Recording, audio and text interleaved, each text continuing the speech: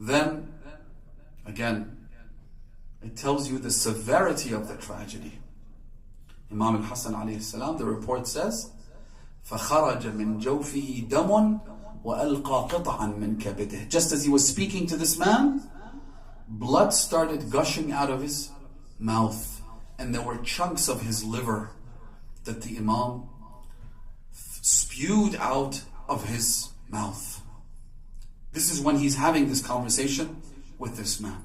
And then the Imam told him, he said, إِنَّ هَذَا الطَّاغِيَةَ قَدْ سَمَّنِي وَقَتَلَنِي. Look at what he has done to me.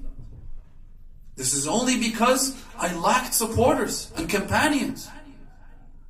How could Imam al-Hassan be portrayed as meek and subservient when he was only 7 or 8 years old? And again, this is mentioned in numerous Sunni books and collections of hadith, that the Imam as a child walks into the masjid, into the mosque of Rasulullah, فَصَعَدَ الْمِنْبَرِ.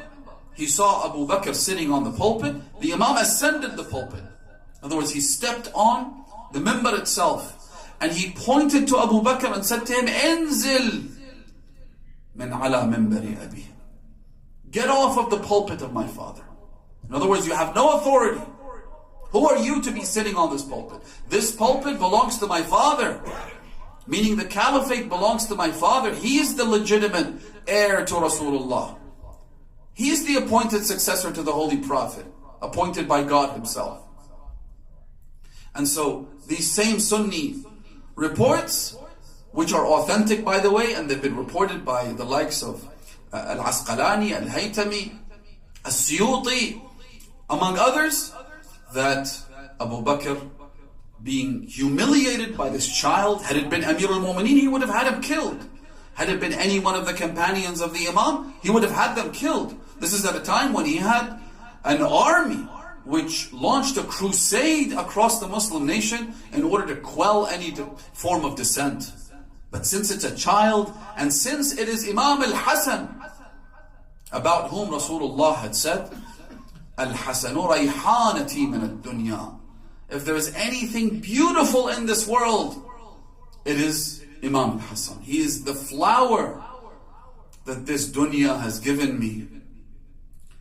Al-Hassan wal-Hussein, imaman qama aw qa'ada. Abu Bakr couldn't do anything to Imam al-Hassan. And so then he says to the Imam, he says to him, the Imam initially told him, انزل من على منبر أبي واصعد على منبر أبيك. Go and sit on your father's pulpit. This is my father's.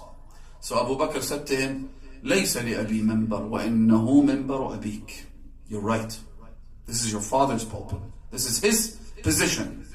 My father didn't have any status or position. Abu Quhafa, who was alive and who was opposed to his son, according to multiple reports. So, how could a person like that, who as a child challenges the self-appointed caliph in this public fashion and says these words to him, end up being the meek and submissive individual that they try to portray him as? It makes absolutely no sense. So, this is Imam al-Hassan. When it comes to the tyrants, he showed no weakness whatsoever. When it comes to the leaders of hypocrisy, Imam al-Hassan exhibited absolutely no meekness. When it comes to the worst of the worst, like Muawiyah, Imam al-Hassan's stance was crystal clear. أعزة على الكافرين. But the other side of the equation is what I want to talk about tonight a little bit, because we want to draw a lesson from the life and example of Imam al-Hassan عليه السلام. أذلة على المؤمنين. Before I get into that, one critical point that I want you to think about is this. If this equation of being humble towards the believers and firm towards the disbelievers, if it's disturbed in any way, if any side of the equation is disturbed, the other side more often than not, is also disturbed.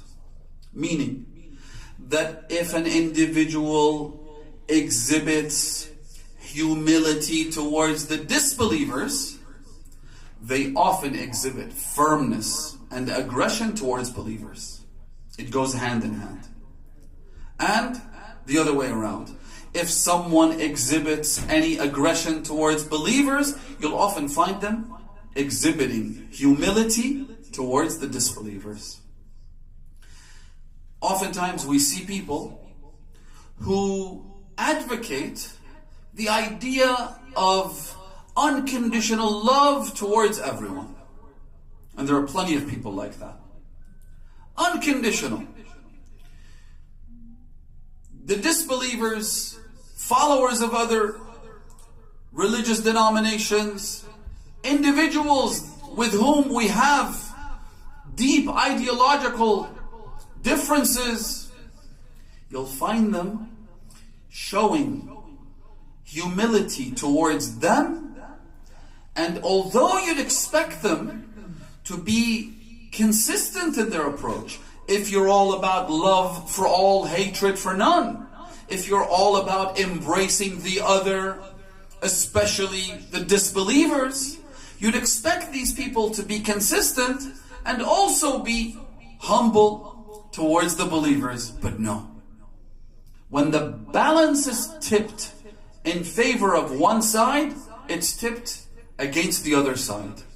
And so you'll find these individuals, again, there are many examples. I don't want to give them any publicity. I don't want to cite actual names of individuals or groups. But again, this is, if you like, a law that I'd like you to keep in your mind when analyzing individuals.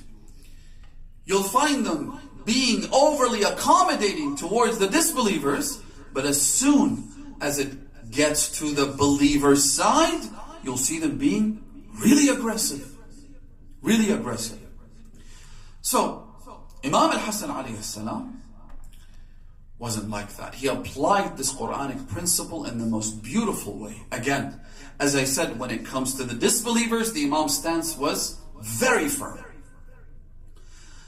As for the believers, which I'll get to later on, that's a whole other story. But there was a group of people almost in the middle, although they were closer to the disbelieving side, that Imam al-Hassan alayhi salam treated with such decorum, with such manners, that was baffling to everyone. You've all heard that Imam al-Hussein alayhi salam treated al-Hurr ibn Yazid al-Riyahi with such incredible and breathtaking kindness that turned al-Hurr from an enemy to an intimate friend, to someone who sacrificed himself for Imam al-Hussein alayhi salam. How did the Imam do this? The Imam did it by showing him generosity, showing him kindness when he came along with 1,000 men who were all parched and thirsty. Imam al-Hussein alayhi salam ordered his companions and his family members to give them the most precious thing in the desert, which is water. The Imam said, these men are thirsty, knowing what their mission was, knowing what their mandate was, being fully aware of the fact that they would be fighting with Imam al-Hussein alayhi salam, killing his companions and his family members, and even his 6-month-old infant. Imam al-Hussein said, give them water. Not only that, he then said, feed their horses. رَشِّفُوا الْخَيْلَ تَرْشِيفًا, knowing that it would be these horses who will trample over his blessed body. Imam al-Hussein did this, and in return, he was able to save that one soul.